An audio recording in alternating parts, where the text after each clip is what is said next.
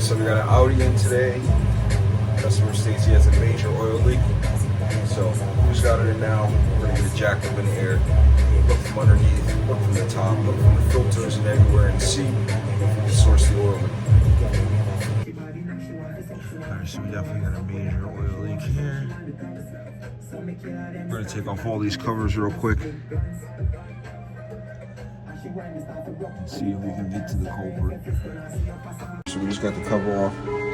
As you can see, there is a major leak. Let's go in there and see if we get a better view of things. See exactly where it's leaking from. The sensor here in the back portion of the pan is leaking all the way around. Well, not so much in the front. See, it's nice and dry in here. But the leak is definitely coming from right here in the backside. I don't know if you can see my finger.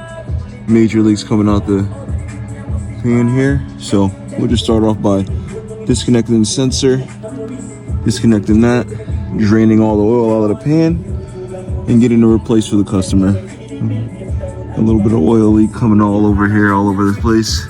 We'll get that all cleaned up with a nice power wash, deep wash clean. Then here, 0 leaks. All brand new bolts. Not a speck of oil anywhere. Coming all the way around. This is where it was leaking from before. As you can see, we extra sealed it this time to make sure there's no leaks. Coming all the way around. Coming all the way around. Brand new bolts.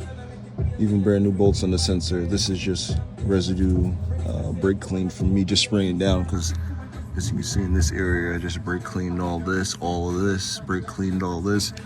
Got it dripping in this bucket right now.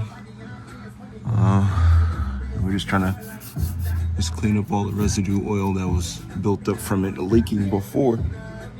But yeah, she's looking amazing.